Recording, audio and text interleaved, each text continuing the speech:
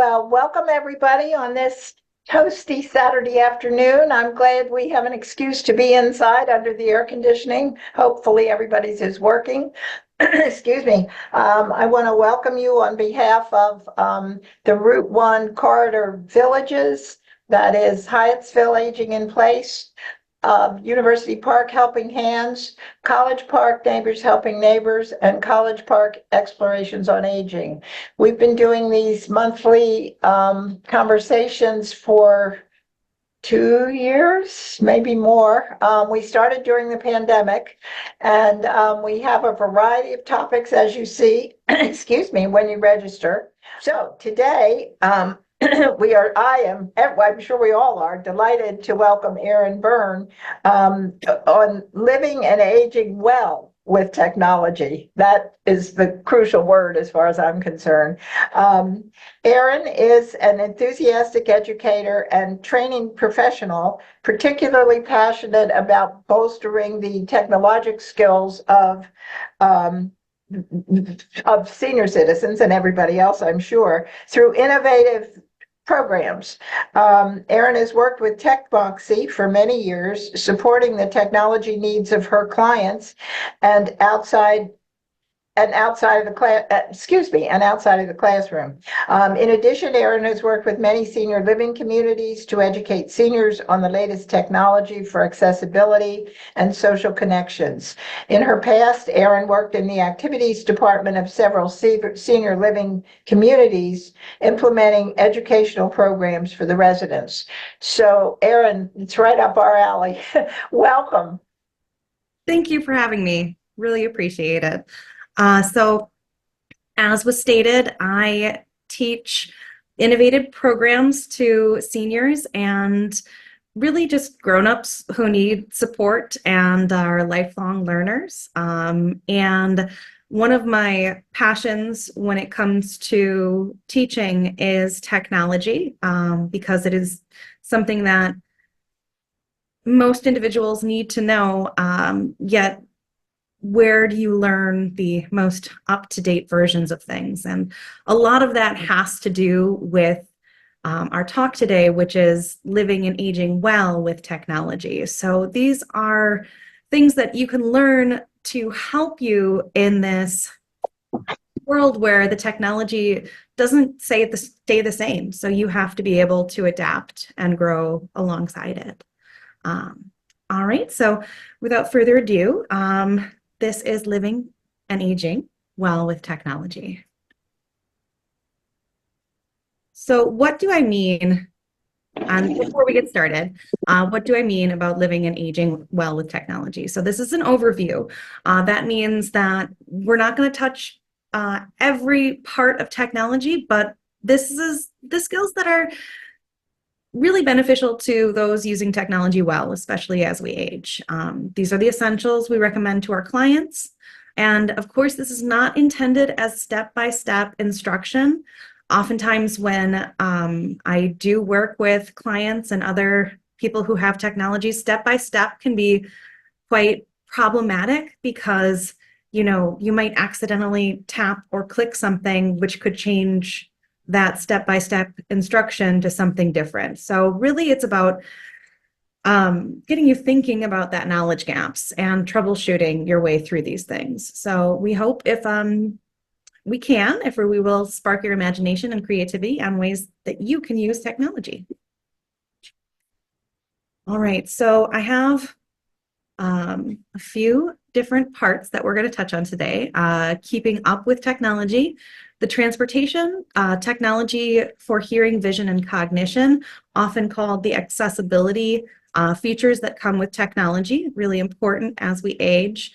Virtual assistants, and I am going to briefly touch on AI or artificial intelligence with that, because our virtual assistants are those that use AI, and you have to be able to learn a little bit about that in order for it to work.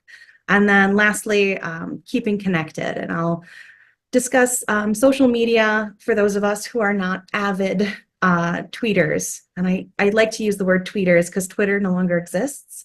And it just kind of shows how technology changes as we continue moving forward. All right, so aging well with technology. Yes, tech is complicated, but remember, everyone has the same struggles. I recently upgraded from an iPhone 8 to an iPhone 14, and my 8 had a button on it, and the 14 did not. So what happened when that happened? I have no idea what I'm doing with this. I don't know. I don't know the first thing about accessing or going home or doing any of these basic steps with your iPhone because I'm no longer using my handy dandy little button.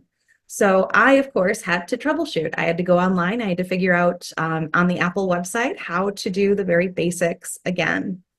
90% of tech is finding the right button. Like I said, when that button disappeared for me, it was not an easy transition. I kept on searching for it and it was not there. So that button not being there ended up being a little bit of a learning curve for me. Also, I want people to know that there are many ways to do each task, and it's okay to stick with what you know, unless, of course, what you know is obsolete, like that button. All right, so to keep up with technology, I like to talk about troubleshooting, and many of us know what troubleshooting here is, but I'm going to briefly talk about what it is and how to troubleshoot in a way that keeps you independent. So much can go wrong with technology. You won't be able to fix everything. I am not omniscient. Of course, when I go to a client, they typically think that I'm going to know how to fix the problem and sort it immediately, which can certainly be a little bit trying at times. But if you develop troubleshooting strategies, usually you can help and sort through your technology independently. So becoming a troubleshooter is going to make you more confident in your tech and hopefully eager to try new things.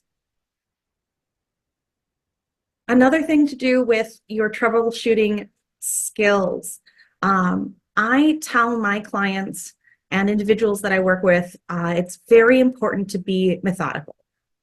So if you find something like a troubleshooting page about what's going on with your particular problem, don't go to step number 1 and then step number 3 and mix them all up together. Just try one thing at a time, and then you can make sure that that is not the problem, or if it was the problem, you can fix it. So for example, if you're having trouble opening a website on the computer, it could be as simple as your internet connection. So resetting your router, and I don't know if anybody knows how to do that really quickly. All you have to do is just push the button on your router, or if you are like many of my clients, you'll just unplug the router and count to 60 and then plug it back in. For those of us who are a little more advanced with technology, individuals that are using VPNs, which are virtual private networks, if you have a virtual private network on, that could influence your connectivity. So if you are trying to access a website, you might not be able to access that website using that VPN. You might have to go home, connect to your Wi-Fi, and then turn on the VPN to get to that spot. I've found also that if you are in a meeting, so say we were on a VPN connection that was unstable right now, and I tried to disconnect from that unstable connection, that could kick me out of the meeting completely.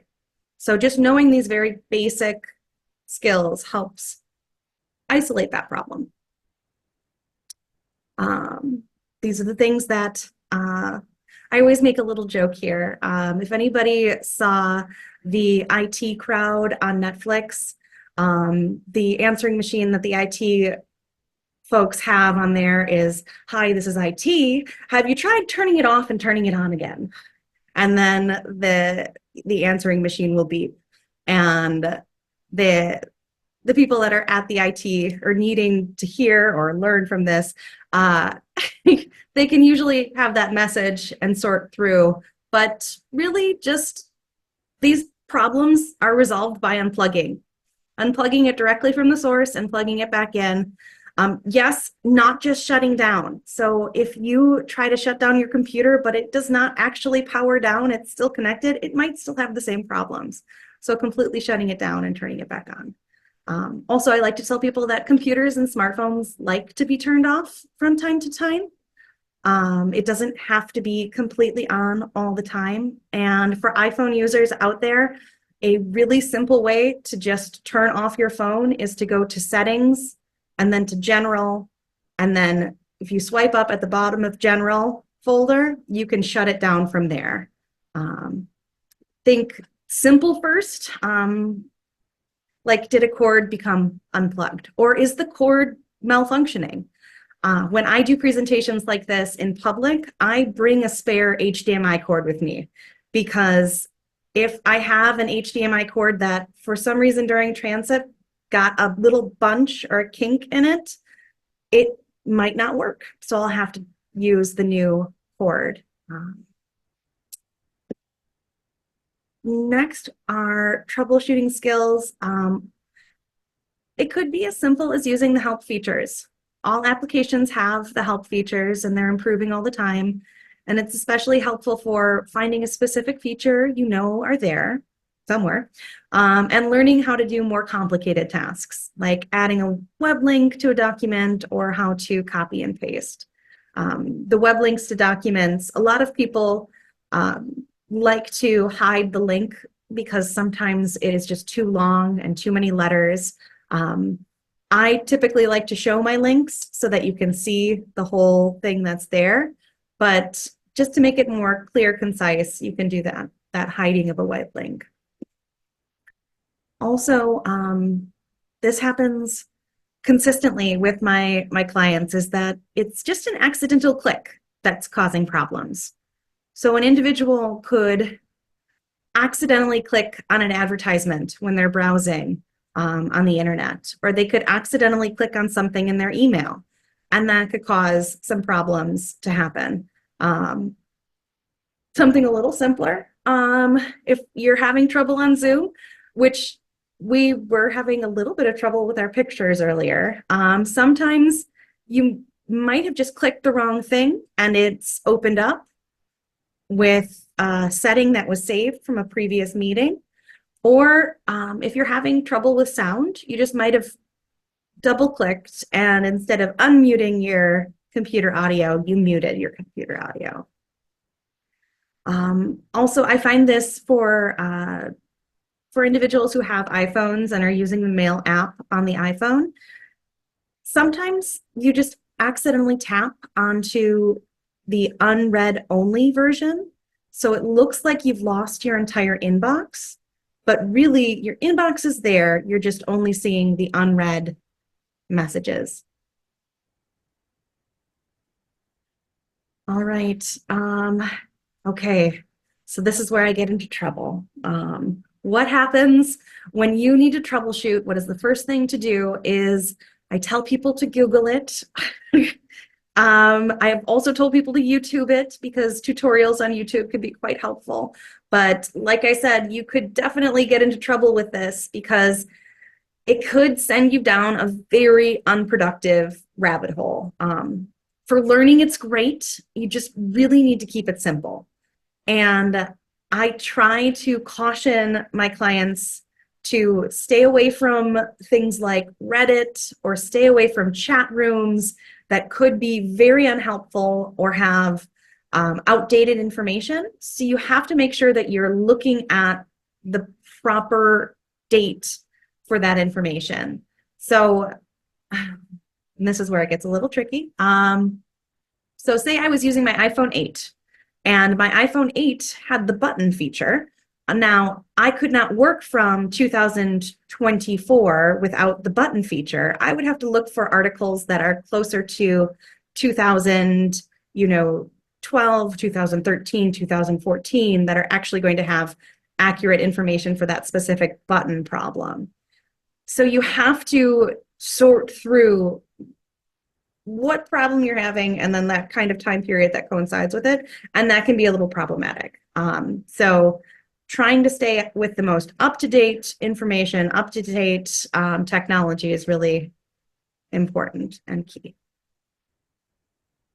All right. And on that subject, keeping your devices up to date, it's incredibly important for security. If you don't update, eventually your device is not going to work as well with newer applications. Both computers and mobile devices, phones and tablets can be set to update automatically. I want to add a side note here for security purposes. Individuals who are using TikTok on their phones, you are no longer receiving updates for TikTok. So that can be a total problem when it comes to your phone. So I have been suggesting that any clients that I have or any individuals that I talk to, that they delete TikTok off their phone until all of this TikTok debacle, is sorted, because any individuals who are using it right now have software that is not up to date and could have particularly nasty things, unfortunately, come through. So keeping your devices up to date, there's a difference between an update and an upgrade. So an upgrade refers to installing a new operating system. For a PC, the operating system is Windows 10.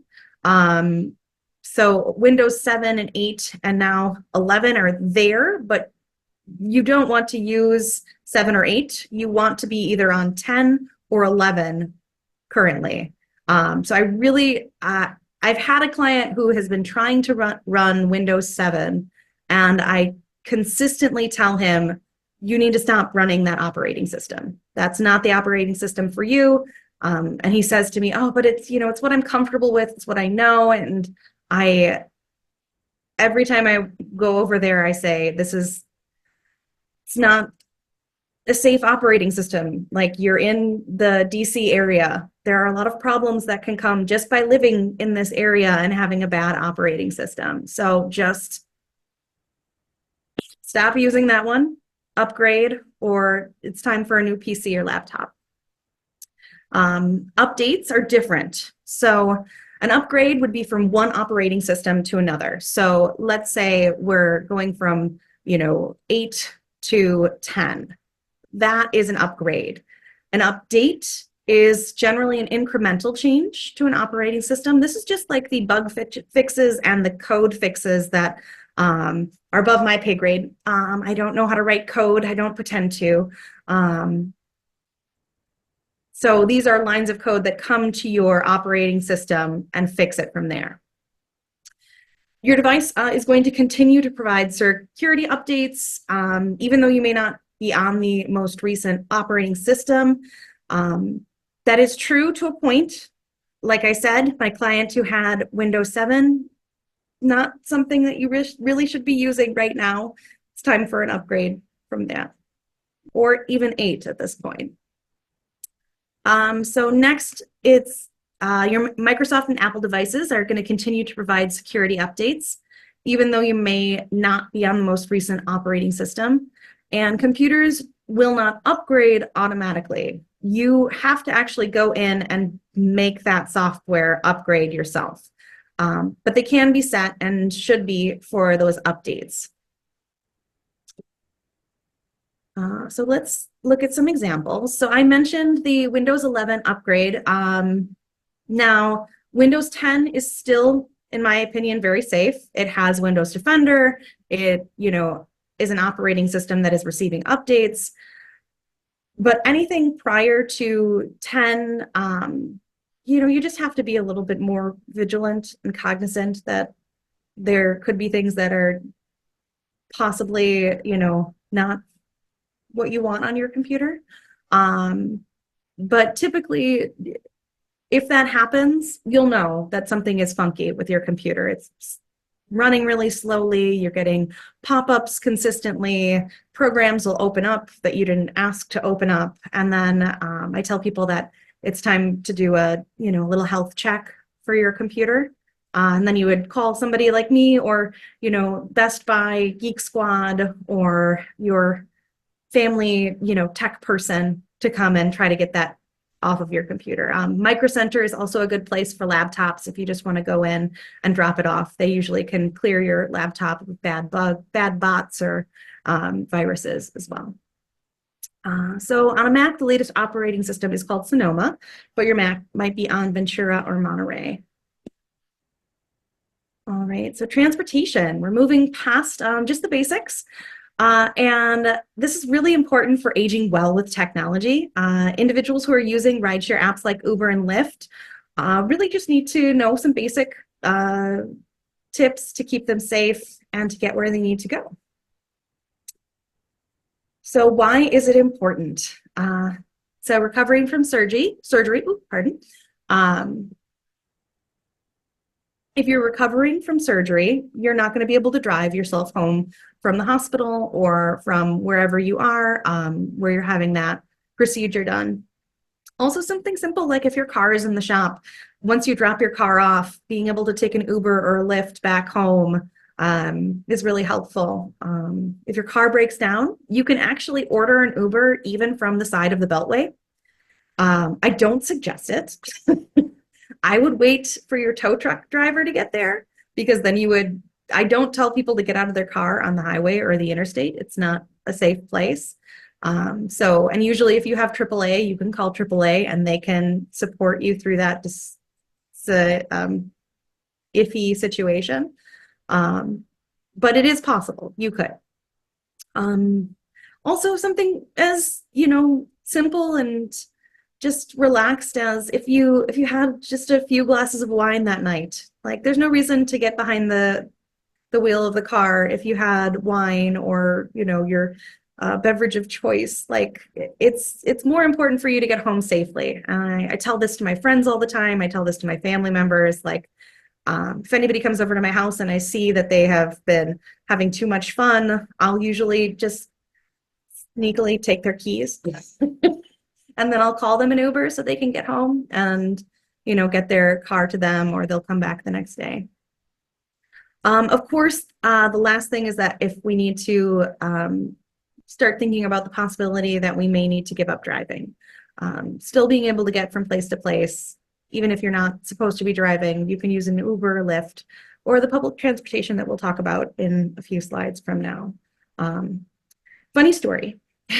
So recently I was traveling to Utah and I scheduled my Uber to take me to the airport. And I was unfortunately a little sleepy and not focusing. So I just scheduled it and I set it up and I was ready for the next time I was going to go to the airport. My husband and I hopped into the Uber. The Uber driver was lovely, sweet, took us to the airport. We get to the little Southwest spot where we're supposed to check in, and the Southwest stuff is saying, something's wrong with your reservation. Please speak to the person or one of the attendants. And it was at this point that my husband noticed that I had gotten us to the wrong airport.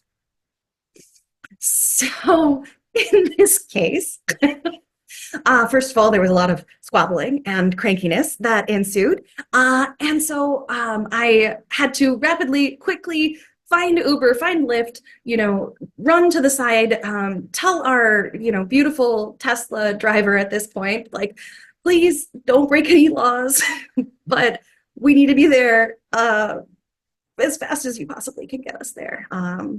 Luckily, I am somebody that plans well in advance. I like to be at my gate typically an hour and a half before the flight leaves, just in case anything weird happens. So we were able to get into the Uber, Zoom from Reagan to Dallas, record time, and we made our flight. But being able to navigate that on the fly is one of these things that the transportation apps really are helpful with, and they will be able to support you through a problematic Uber ordering situation. So for Uber and Lyft, there's a modest learning curve. It's easier to try when you're not under pressure. The situation I just described was a very high pressure situation. I don't want anybody who doesn't know how to use Uber and Lyft to have to be in that situation in order to learn that lesson.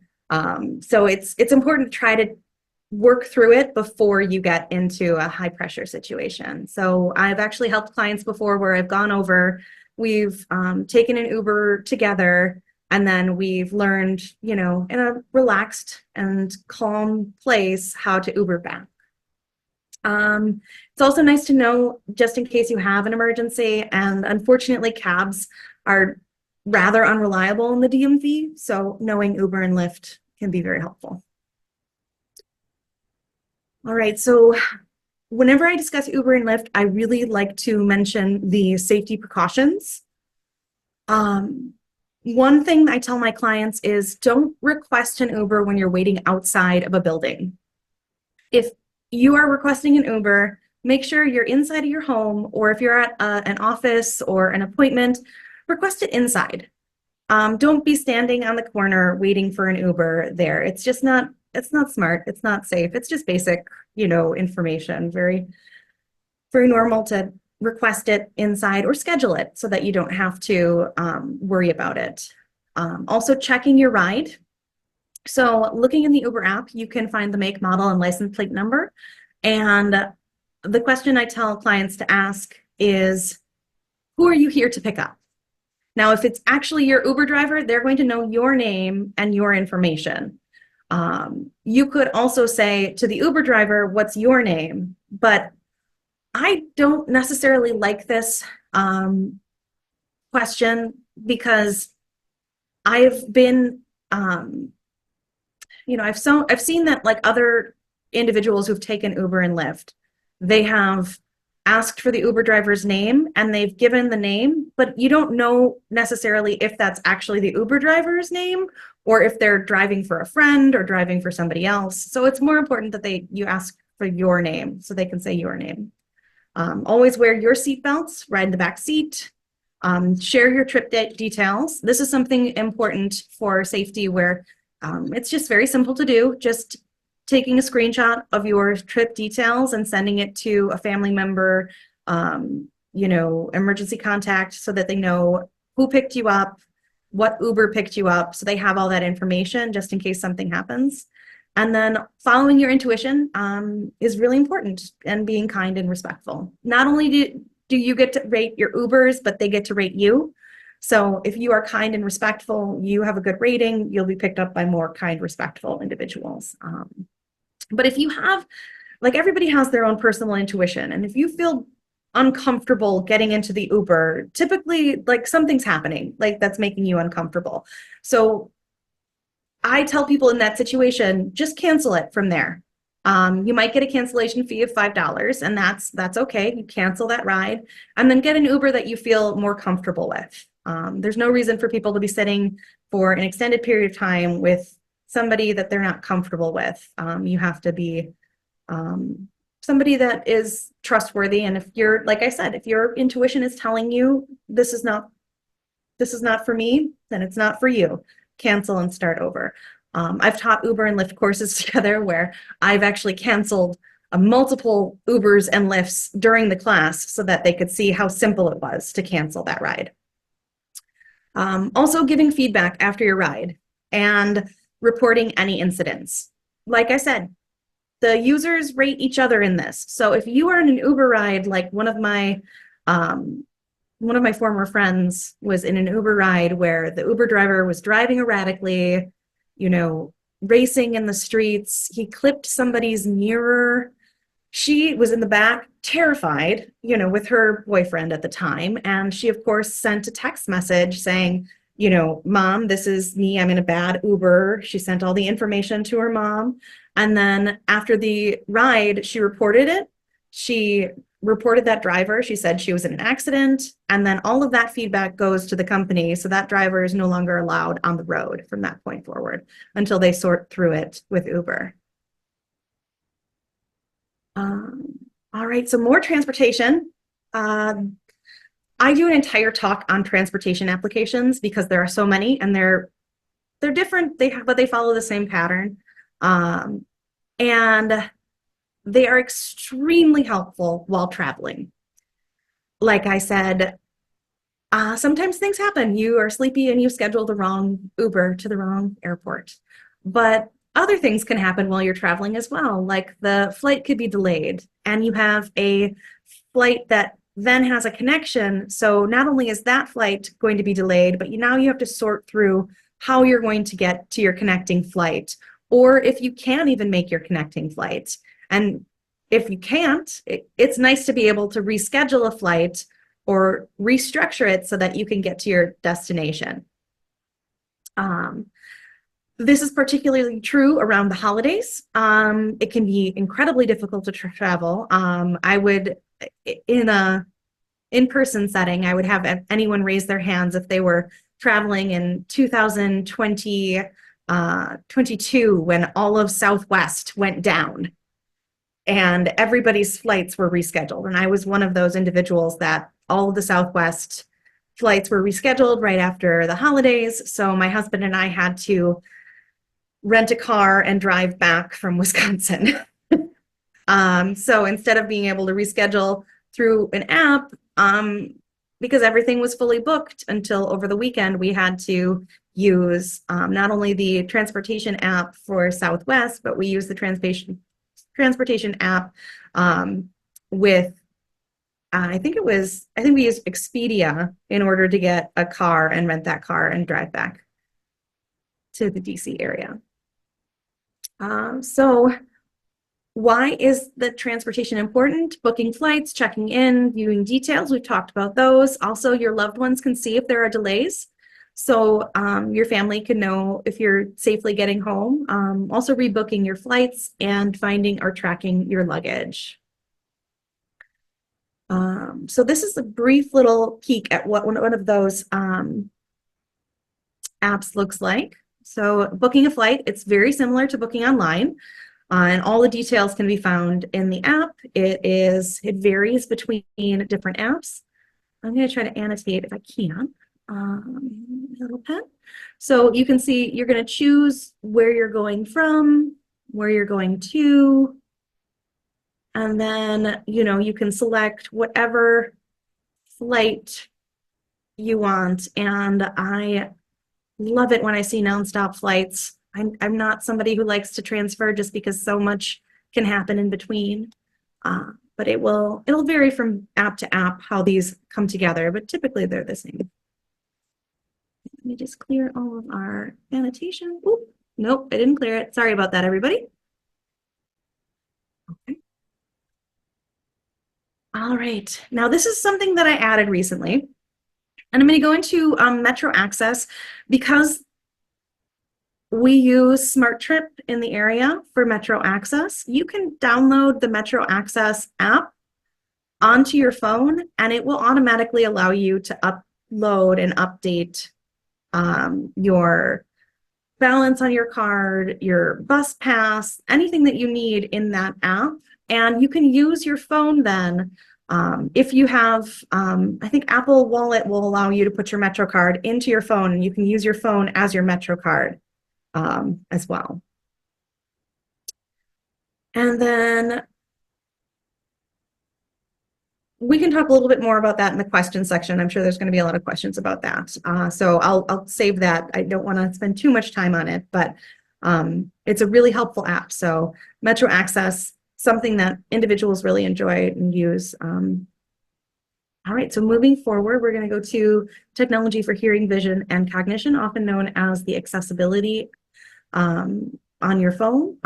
So for many of these adjustments on devices for vision, anybody who's experiencing macular degeneration or just having trouble being able to see on their phone. I mean, this that I have on my face right now is an assisted device so that I can see. I can't drive without them. Very important for me to have them on. But your phone is going to have those accessibility features to help you as well. So it's typically accessibility in your settings for the iPhone, and knowing how to enlarge text or zoom on your devices is really important if you want to be able to see the small print. So taking some time and finding those options and experimenting can be really helpful. So for vision on the Mac, it's known as accessibility. I have that circled in red. When you click on accessibility, it's going to show you a number of different things right here. So, oh, actually, I think I eliminated that slide. Apologies. So the accessibility is going to show you how to increase or decrease sizes, and we'll go through that a little bit later. For those of us who have PCs, the feature for accessibility is called ease of access. Most are also found in settings. So I tell people that if you open up your settings in your system and you type in what you're looking for, usually that's what's going to pop up as a little part of that drop-down menu, so you can figure out it from there. So for vision with accessibility, to make your mouse pointer a little larger, so the mouse pointer is that cursor, you can increase the size of your cursor by using this little bar here, and you can move it towards large. For those of us who have newer Macs, you can also change the color of your cursor. That's a feature that not everybody has when they're using older Macs, but PC has had it for years. But to be able to change the color and size of your cursor just for contrast is really helpful for any individual who has problems like with tracking on the computer screen. So this is your PC, the vision portion. You can see the cursor can be enlarged here. You can change to different colors. And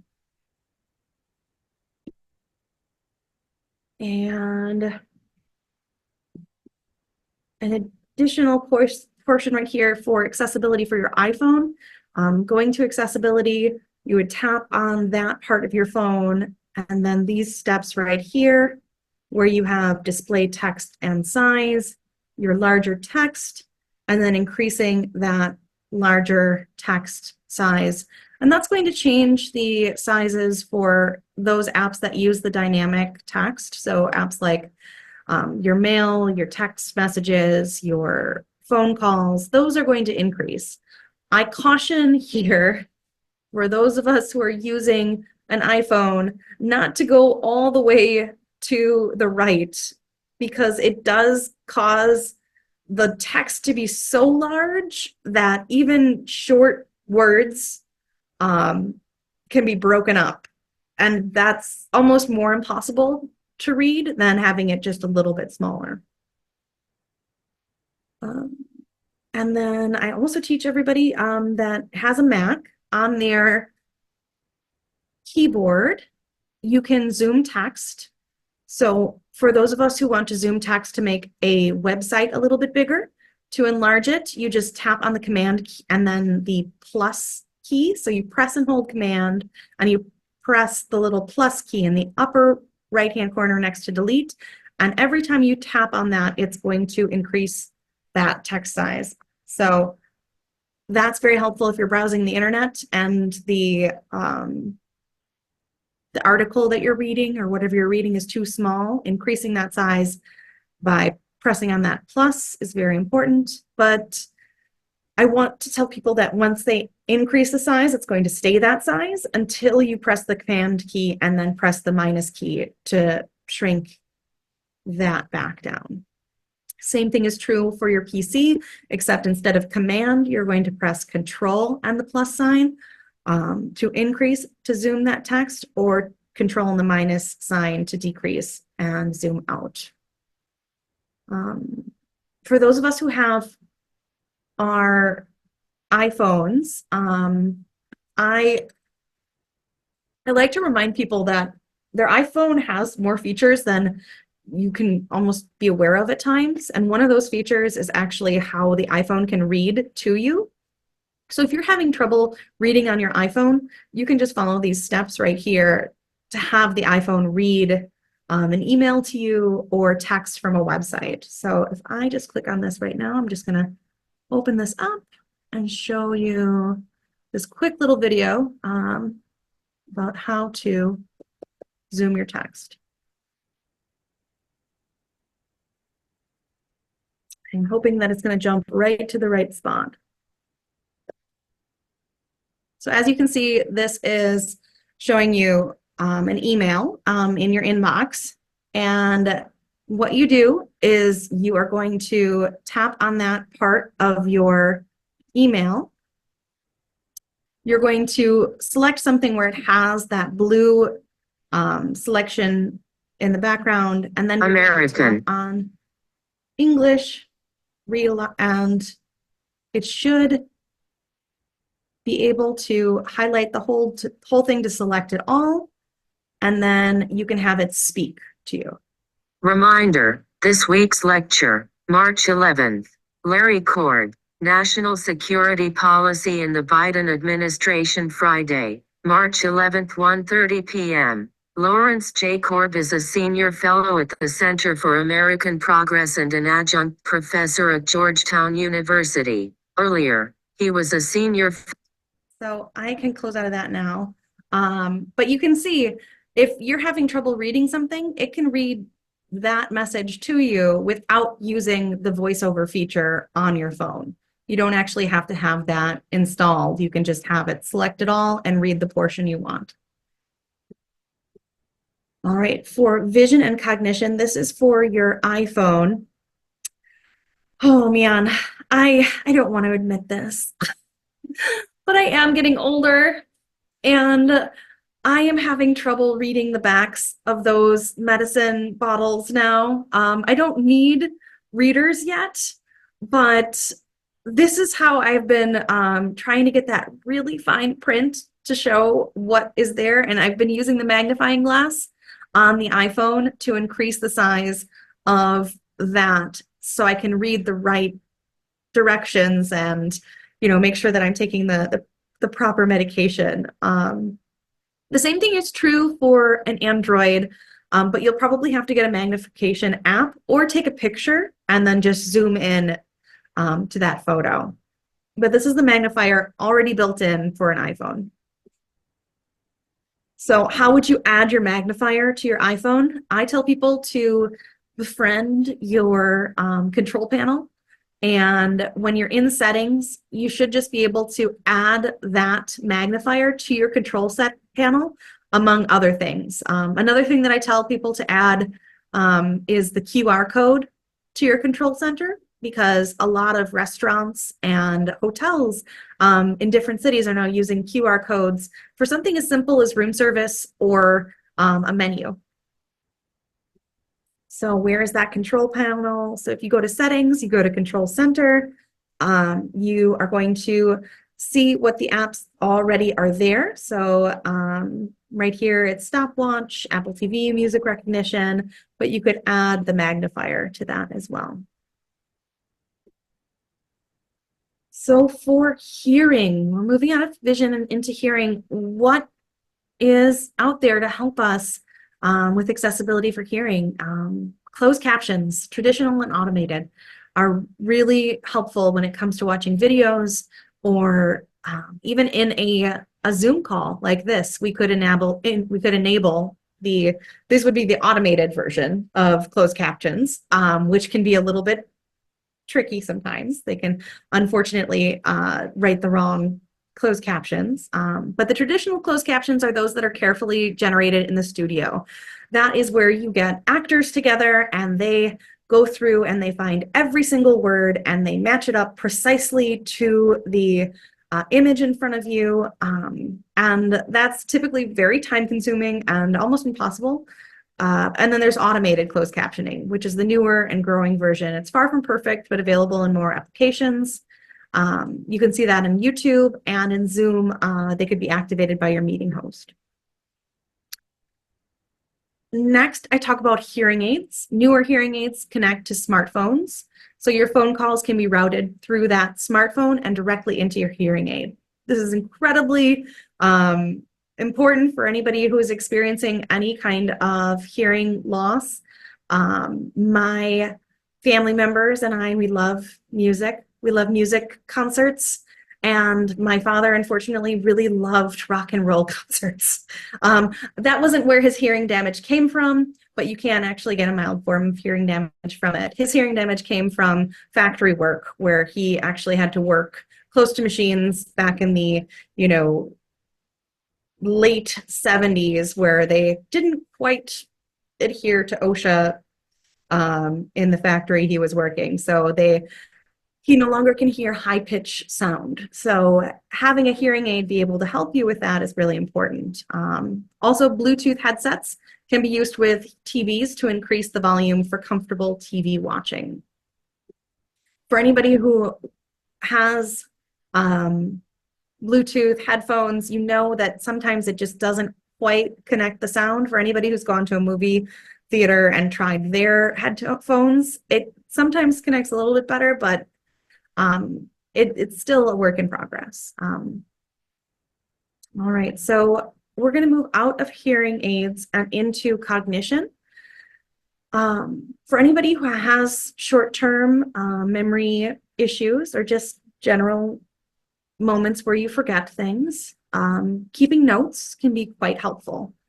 And then what it's known on Google is its tasks. So you could use the Notes app on your phone and just write a quick little note to remember very basic information.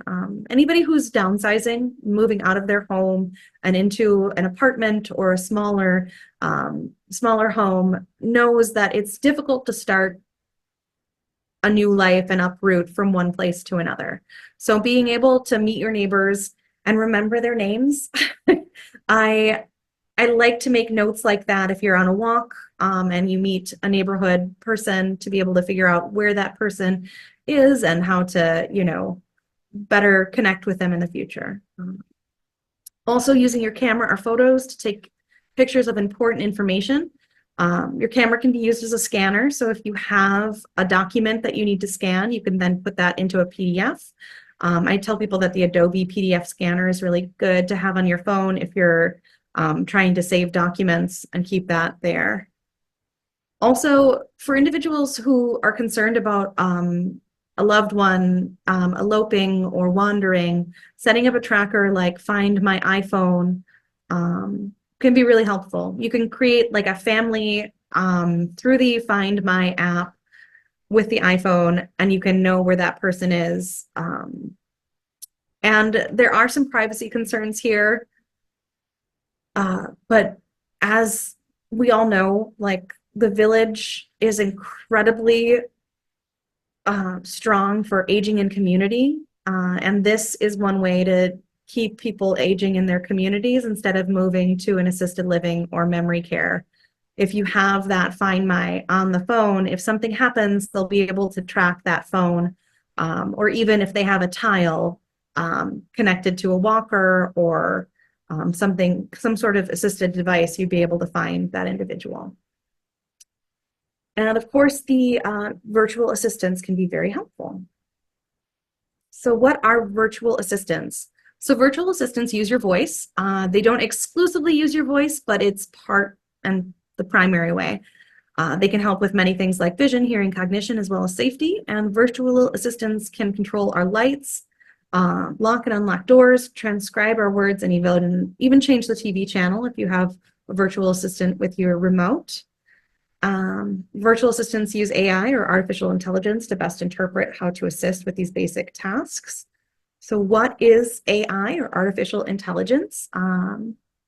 So AI is machine learning. So I asked AI to describe AI. So I went into ChatGPT and I said to ChatGPT, describe what artificial intelligence is to senior citizens. And ChatGPT said to me, artificial intelligence or AI is like having a very smart assistant that can help with a lot of things. Imagine a computer or robot that can learn from information it gets and makes decisions like humans. For example, it can help doctors diagnose illnesses faster or remind you to take your medicine. It's also used in things like self-driving cars and even in apps on your phone that suggest movies or music you may like. AI is all about using machines to do tasks that usually need human intelligence, like learning, problem solving, and understanding languages. So that was ChatGPT trying to describe itself to us.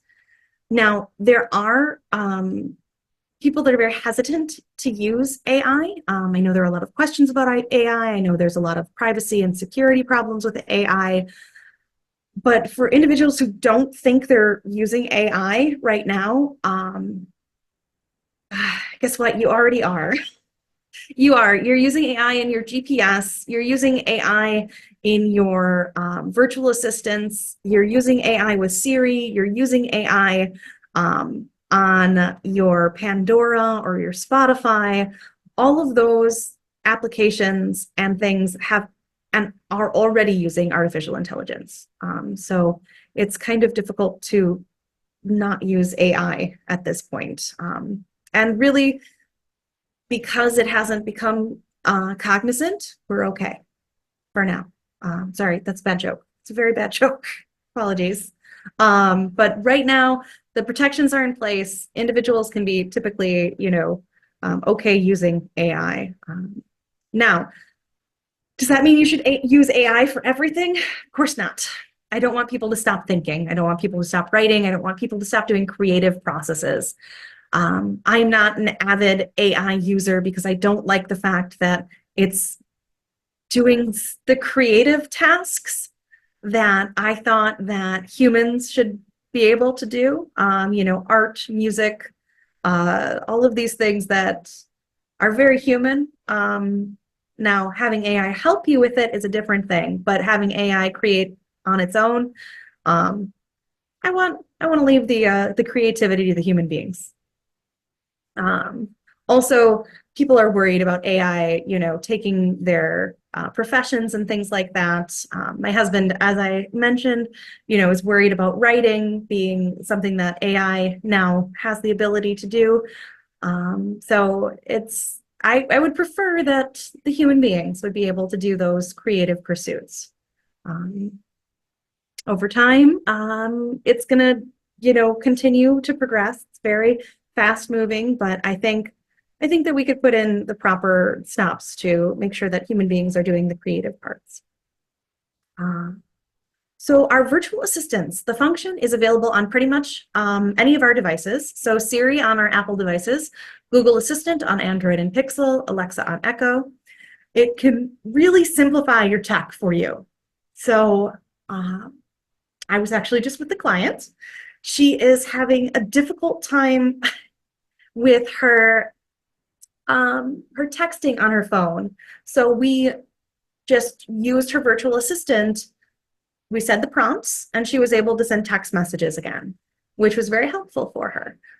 Now, it can also do something as simple as playing your audiobook if you're using Alexa, or you can say to Google or Siri, call so and so, and they'll come up that way.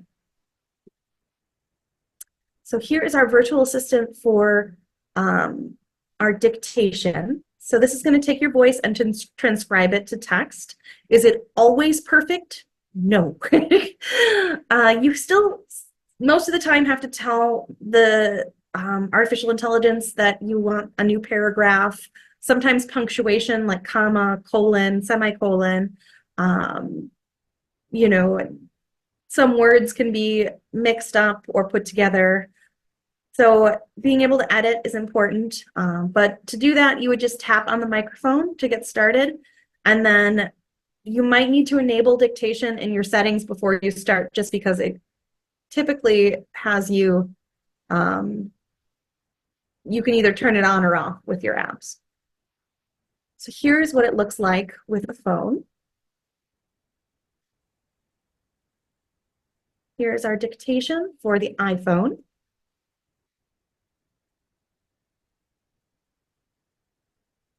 And you can see just tapping on 2, then tapping on the button, and then you say dictation demonstration. It would immediately put that in there.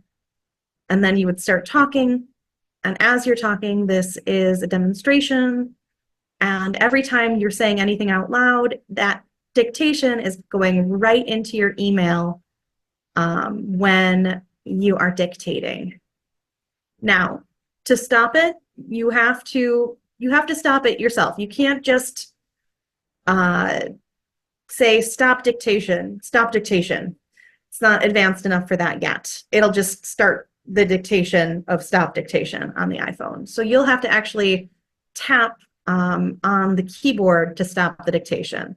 or tap somewhere else.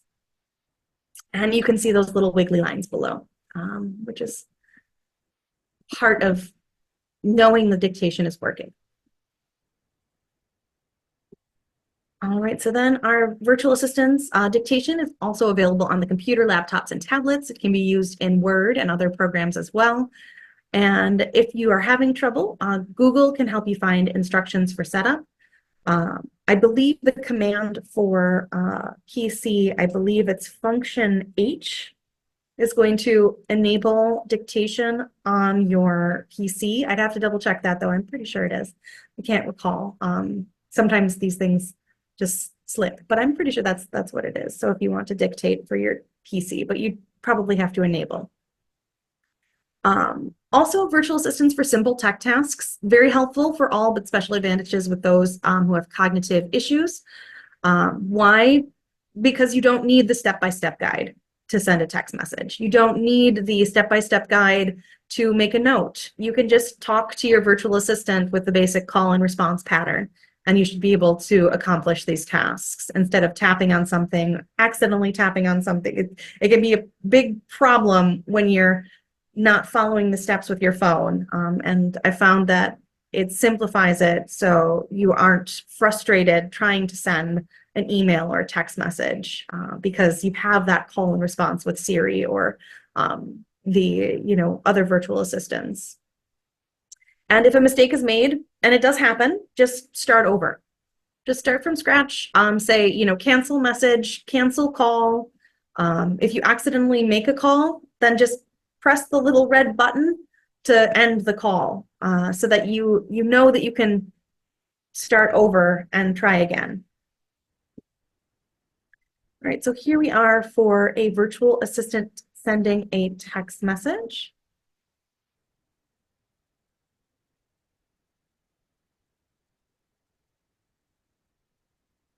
So this would be enabling the function Hey Siri on your phone. So you would say, Hey Siri, and Siri would say to you, Hello there. and you would say, hello, could you please send a message? Who do you want to send it to? Siri's going to ask you who you want to send that message to. You would What say, do you want to say? send a message to Aaron. I'm running late. I'll be there in 5 minutes. Ready to send it? It's going to ask you if you want to send. You'll say send. Okay, it's sent. Or you can stop that message by closing out of it. It's very helpful. I tell this to people that are having trouble just seeing the screen because the keyboard can be very small when you're sending text messages. My father has these massive Polish fingers that are just, whenever he tries to tap the keys, it touches multiple buttons. So I taught him how to dictate to his phone, and he was able to then send messages. So it's not just for individuals who need the virtual assistant for vision. It could just be a big, massive Polish finger, unfortunately. So also virtual assistants to get directions. So you can have your Siri or Google get directions for you. And that is very similar. You just have to learn the commands. For those of you who need a list of commands, I can help with that. I have that. Getting directions to Baltimore Washington International Thurgood Marshall Airport. The airport directions, it just immediately finds those directions for you, and then you can hop in the car and be on your way. The same thing is true for larger places around the DMV. They will be able to find those directions. And if it does make a mistake, like I said, mistakes do happen. You would just close out of that and try a different thing to say. Also making notes and reminders. So you could just say, hey Siri, take a note, and then you would just start dictating your note. And then a reminder, making a phone call when you leave is really helpful. So it'll pop up on your phone to make that phone call. All right, so this is a true story with virtual assistants for safety. one of our clients had installed Amazon Echo devices in their kitchen, bedroom, and bathroom for safety. This person fell, and she was within distance of the virtual assistant. And even though she broke her hip, she was able to use her Echo to call her son for help.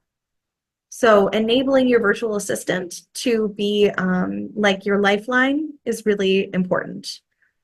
I tell people to have at least their emergency contacts on their virtual assistants. So if anything does happen, it's nice to be able to know that you can call that person and have them come and assist you so that you're not, in a very unsafe place for an extended period of time.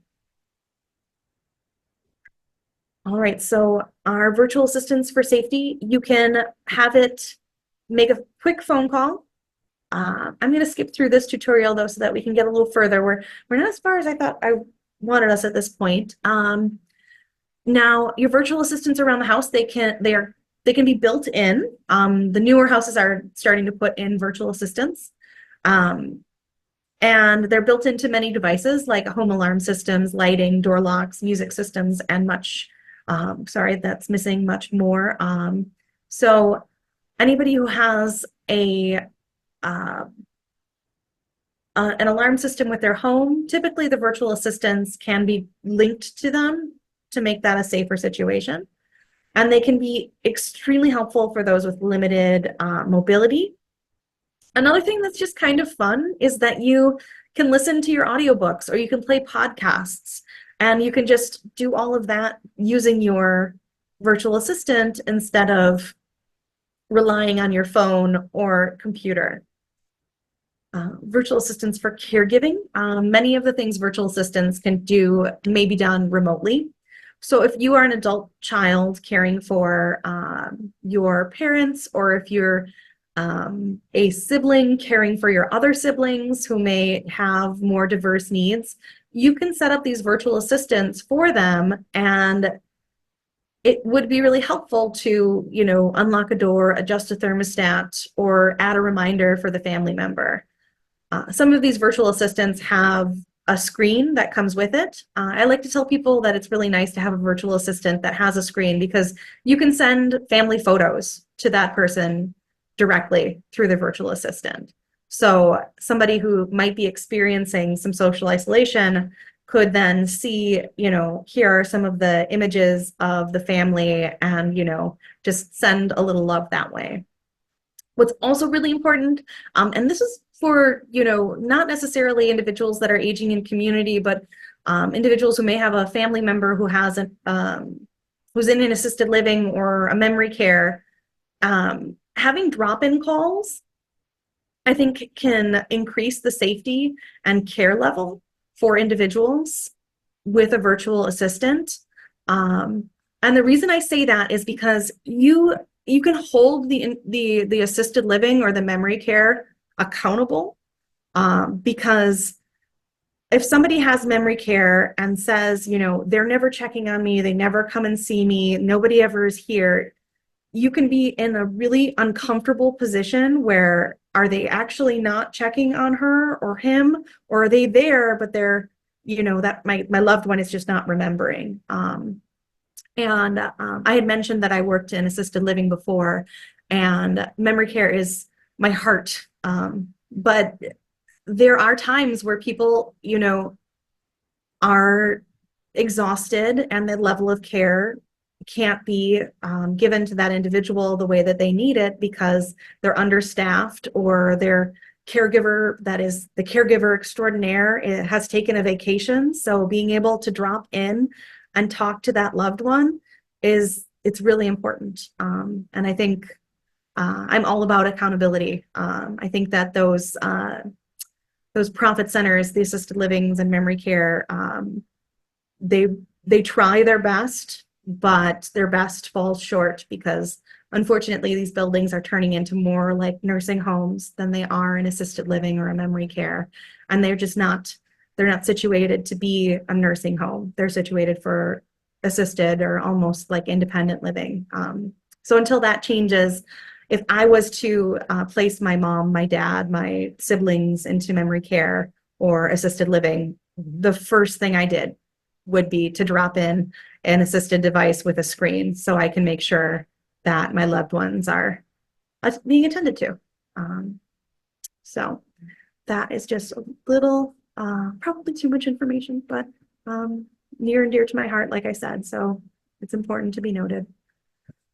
So what is the minimum needed? You need a wireless internet connection or Wi-Fi or cellular data, and you need an account like Amazon, Google, or Apple to create these things. So I'm just going to go quickly through, this isn't going to be a quick part. The next part is quick.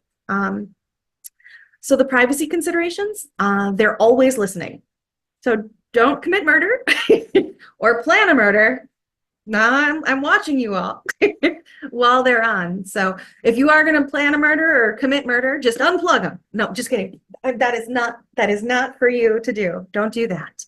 But they are listening, but they're listening for specifics. They're listening for their call or command. They're listening for whatever that is. So they're listening for an Alexa. They're listening for Hey Siri. So you have control whether or not they're going to have that recorded. So I tell people that if you are really, dead set in privacy concerns and you do not feel comfortable with them listening to you, just go over, unplug them, put the plug underneath, set it on top, and then it's no longer listening to you for that period of time.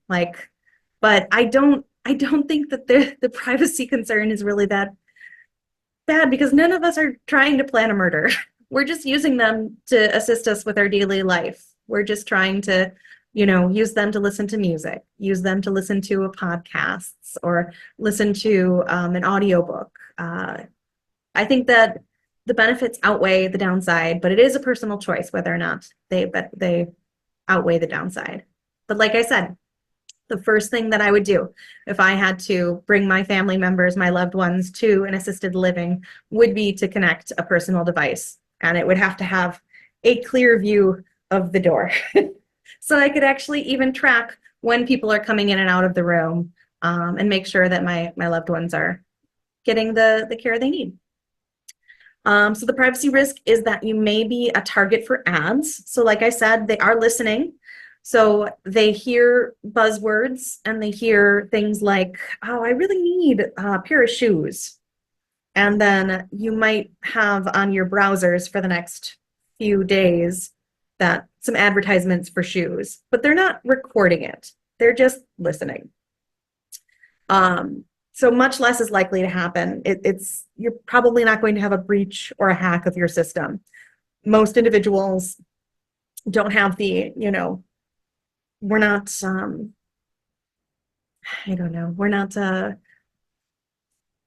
we're not like the people that would need a really developed security system, like say a congressperson or something like that. They're more to be targeted for breaches or hacks than just an everyday person.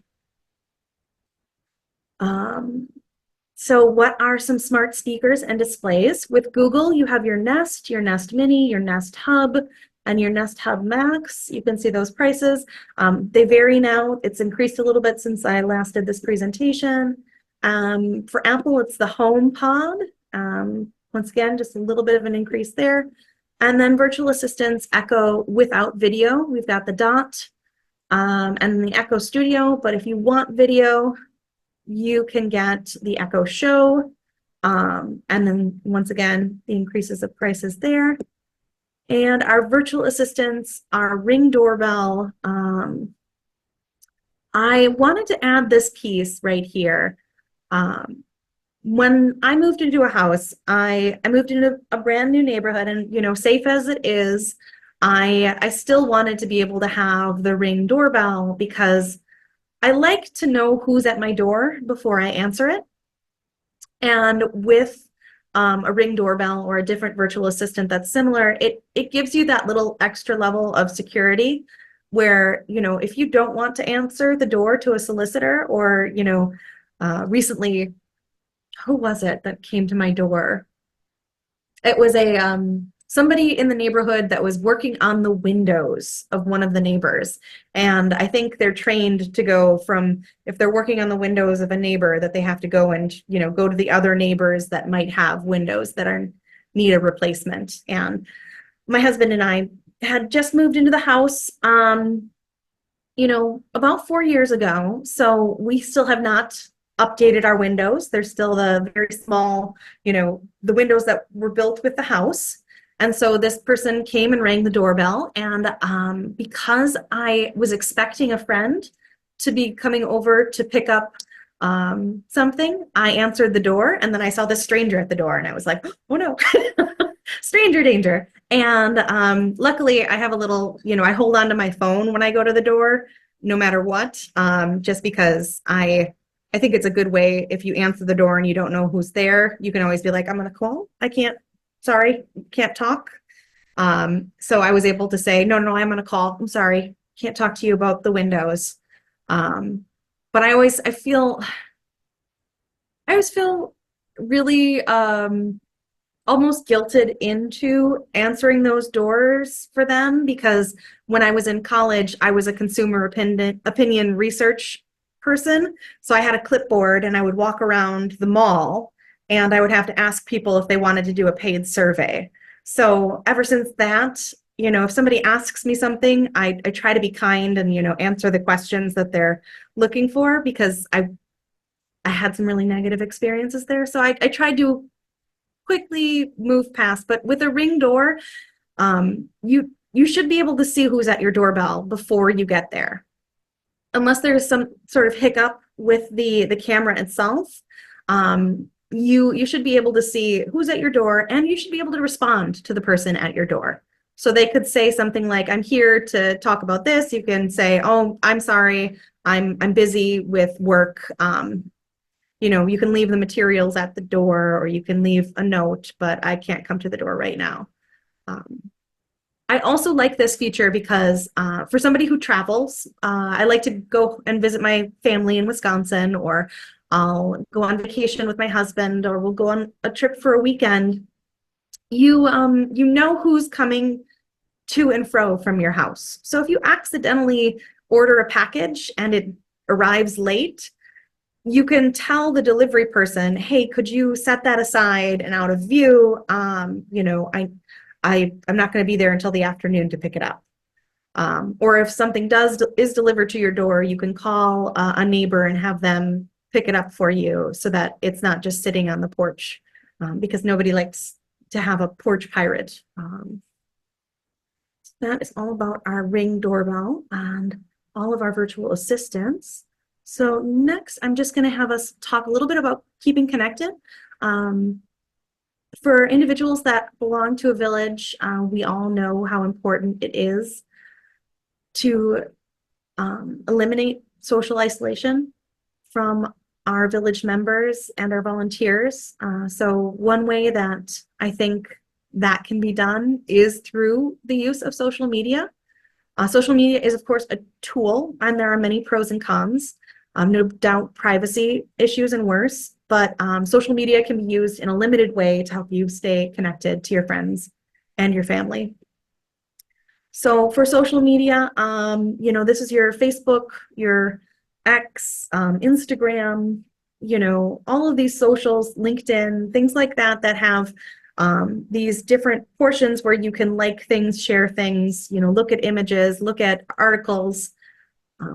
And I recommend to my clients that they at least consider setting up an account where you can find your friends and family. I also recommend people to have a social media account because it does help with being able to see what nieces and nephews are doing, or your distant family that is across country. But you have to be safe about it. You can't just use it in a lackadaisical way. And I tell people that, you don't have to be an active participant of social media. There are no social media overlords, even though I'm sure Mark Zuckerberg thinks he's that, but you don't have to share, and you don't have to comment, and you don't have to participate. The subject that I use that that does not participate with social media is actually my father. I love him very much. He is on social media, and I am his only friend. He has 4 children, countless brothers and sisters, and nieces and nephews, cousins, school friends, and most days he wants to unfriend me too. So he is somebody that does not want to be an active participant in social media. He just is there because I'm across the country and he doesn't get to see my, my posts, or he doesn't get to see what's going on in my life unless he looks on social media or picks up the phone.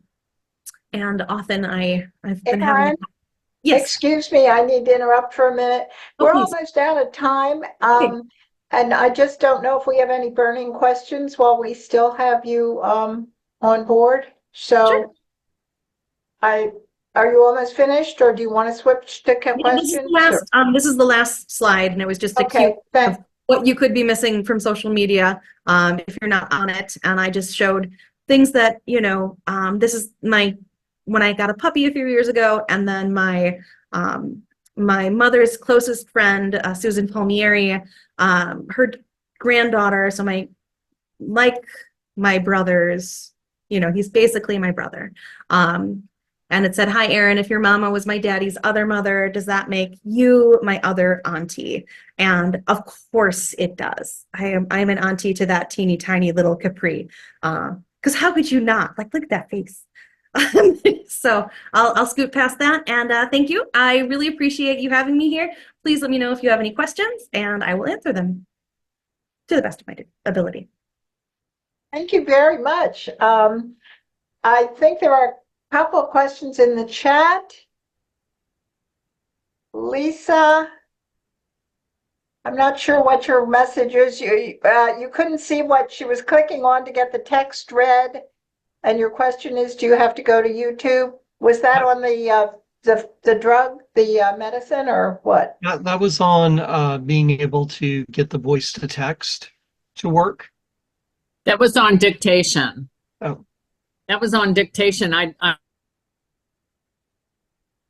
Okay, so for dictation, do you want me to go back to that slide for everybody to see? Or I don't know what the question was exactly. No, neither. Lisa, can you explain? I unmuted myself. So here I am. So you used YouTube for each one of the demonstrations. Do you have to go to YouTube to get to the dictation?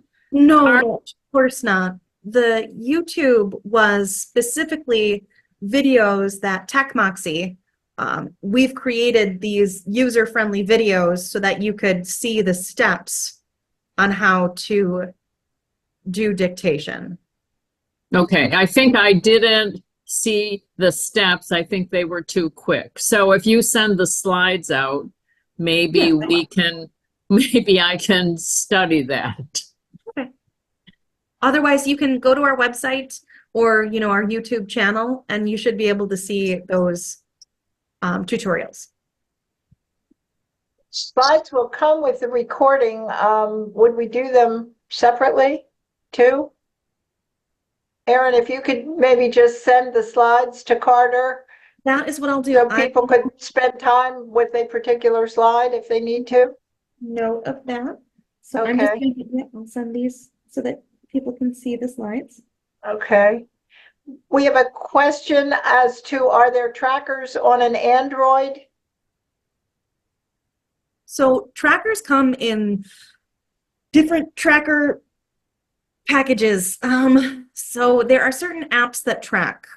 This could be applications that are using your location, applications that are using your location without your knowledge, and applications that are just, that's just, they need to have that location service there. There are also trackers that are the icky ones that we all try to avoid that could be put onto your phone with malware in some sort of way. So I guess the easiest way to stop any kind of tracking or things that could be tracking you on your phone is to go into your location services on your phone. For the iPhone, I tell individuals to turn off location services on applications that do not need to know your location.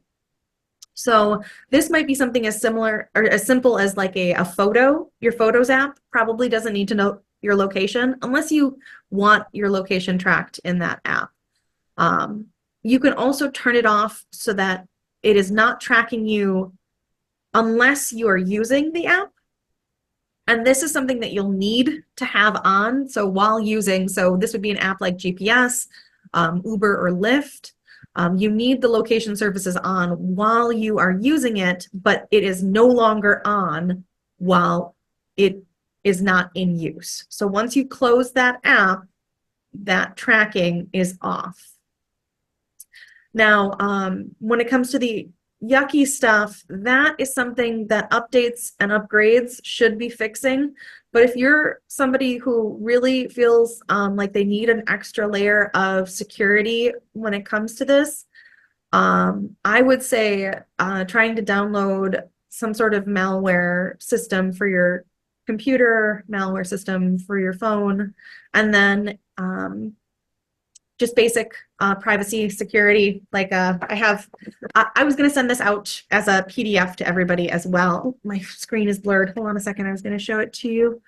Let me see if I can unblur this.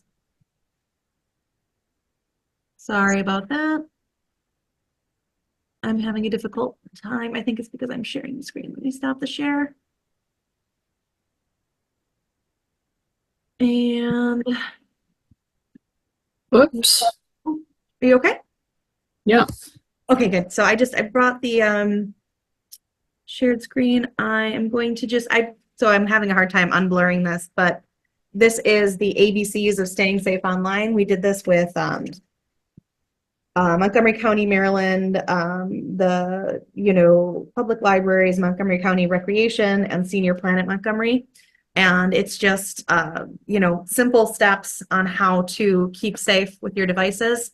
An extra level of security that it is really important that if you're traveling, we did a little bit about transportation apps. And I caution individuals to be using wireless internet without a virtual private network or VPN.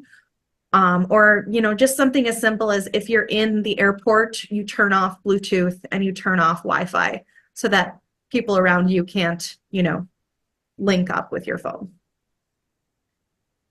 Want to note too, Carter put some answers and some links in the chat. There is a question from somebody about, would you be available for specific questions at a later date?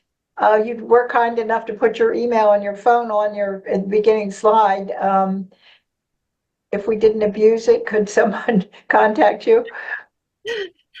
Yes, I do. I can support, but I typically I use most of my time for my clients, and then I try to do some household stuff. Like I told you, I have beautiful dogs and family. So I try to.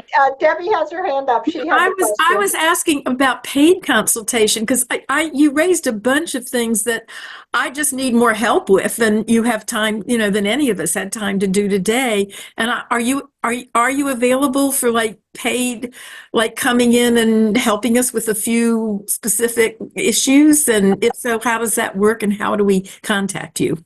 So you can contact me by email. I've set up talks that have been paid and small classes with other villages before: Friendship Heights, Foggy Bottom, West End, Bethesda. And I typically go in for an hour and work through some of these questions. Or if you have something really specific, I can create a talk designed directly to meet those needs. Like But you don't come to people's houses and give us advice in home. So I could do independent contracting for a minimum of 1 hour, or if it's remote, it would be 15 minutes. But that would be a lengthier process. I'd want to talk to you on the phone, send an email just to Yeah. So do we have your contact information? I didn't. Yes, you should. Yes, it's in the chat. It's in the chat. Techmoxy.com. Okay, so where is the? I'm sorry, I'm looking for it and I'm not seeing The it. chat, it's Oh, well, or here it is again, right? It's the last thing in the chat. www.techmoxy.com. Okay. You see it?